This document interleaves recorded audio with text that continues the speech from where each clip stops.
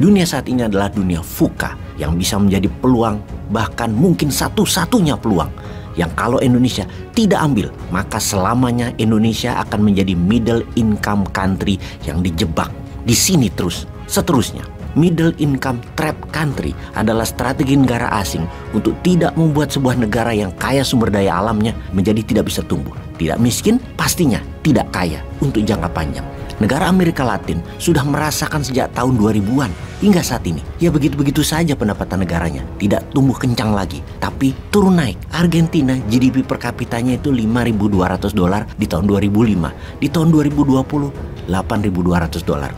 Naik 59% dalam 15 tahun alias 3,9%-an per tahun. Brazil 2005. $4.850 per kapita di tahun 2020 menjadi $6.700 per kapita, naik 39% alias hanya 2,5% per tahun. Intinya, dari negara berkembang untuk menjadi negara tengah bisa tumbuh cepat, namun begitu di $400 per kapita untuk naik ke $12.700 per kapita, di mana di GDP per kapita itulah sebuah negara dikatakan negara maju adalah di level 12.700. Sulit sekali tercapainya. Ketika di negara berkembang atau masih level bawah akan dibantu dengan cepat untuk mencapai menjadi negara menengah. Menjadi maju tidak mungkin diberikan peluangnya. Lamanya bukan main dan sulit. Ditahan-tahan. Makanya pemimpin dan rencana bernegaranya harus game changing.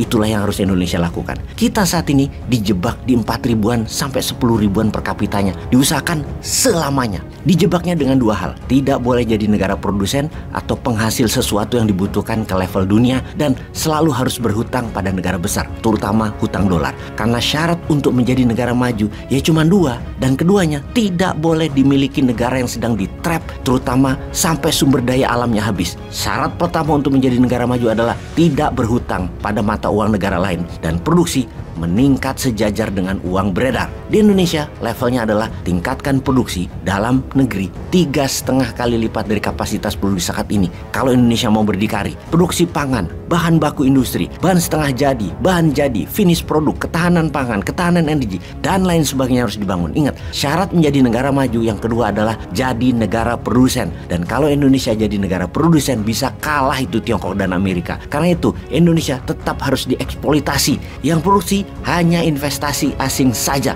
alias foreign direct investment istilahnya. Terbukti sekarang diberi karpet merah lintah darat dua negara tersebut. Kembali ke paragraf awal, di mana inilah masa Indonesia kalau mau menjadi negara maju dengan pendapatan naik 3 kali lipat dari saat ini dengan cepat adalah sekali lagi masanya sekarang. Meningkatkan 3 kali lipat APBN dalam 5 tahun ke depan dan menjadi negara ber-GDP 3,3 triliun di mana saat ini hanya 1,1 triliun, maka masanya bukan besok, bukan 2024, masanya sekarang. Arah kapal nasional harus segera disesuaikan tujuan bersamanya dan dengan tangan dingin eksekusinya segera. Sebelum kita menjelaskan detail tentang strategi nasional 2045, maka kita rincikan dulu peristiwa apa yang sedang terjadi dan akan terjadi dalam beberapa saat ke depannya. Peristiwa pertama adalah de-dolarisasi atau strategi dagang tanpa memakai dolar. Yang kedua adalah Rusia mencekik Eropa, sekali lagi, namun bukan pakai minyak dan gas, tetapi pakai pangan. Kedua langkah ini adalah program melawan hegemoni Amerika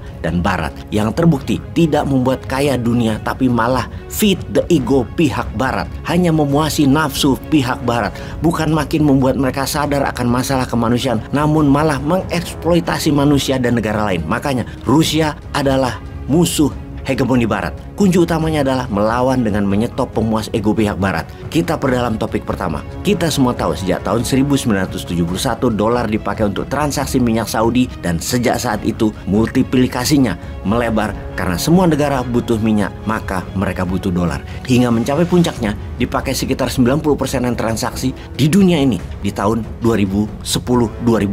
Saat ini di mana sejak tahun 2022 pemakaian dolar drastis turun hingga 70%-nya saja dalam transaksi antar negara. Sebuah penurunan yang sangat drastis terjadi dalam 7 tahun terakhir, terutama 8 bulan terakhir. Penyebab utamanya sejak tahun 2015 adalah peran yuan Tiongkok dan sekarang peran rubel Rusia. Kita semua tahu jika Indonesia membeli barang dari Thailand atau menjual barang ke Vietnam, maka transaksinya menggunakan alat bayar dolar. Bahkan di tahun 2019 saya membawa tunai 20 juta rupiah mau ditukarkan dengan mata uang di Austria. Semua money changers dan bank menolak rupiah tersebut.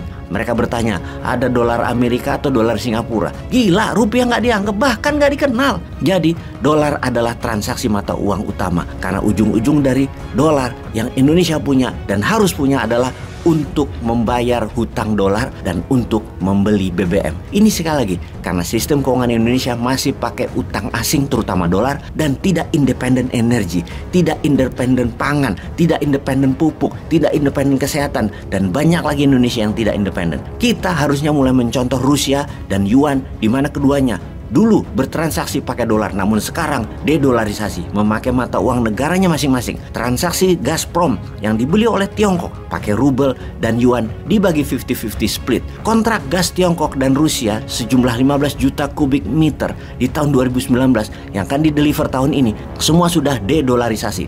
Pakai rubel kalau Tiongkok beli, pakai yuan kalau Rusia beli barang Tiongkok. Kadang bayar gasnya bisa juga 50 rubel, 50%-nya yuan yang nanti digunakan Rusia untuk beli barang Tiongkok. Pakai yuan dan separuh rubel. Jadi apa pengaruh buat Rusia dan Tiongkok? Menggunakan dolar artinya membiarkan Amerika mendominasi negara mereka. Membuat Amerika bisa mempengaruhi jalannya sebuah negara karena terborgol dolar. Amerika bisa memberi sanksi ekonomi, membekukan transaksi dolar dengan SWIFT-nya, bisa mengendalikan peredaran uang dengan economic tightening, dan ini mengganggu keamanan sebuah negara berdaulat. Dengan dedolarisasi, sebuah negara bisa mengatasi kendali Amerika di negara masing-masing tersebut.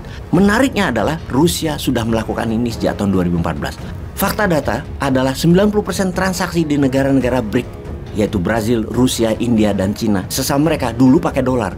Namun sekarang kurang dari 10% saja transaksi pakai dolar di antara 4 negara tersebut pakai uang masing-masing.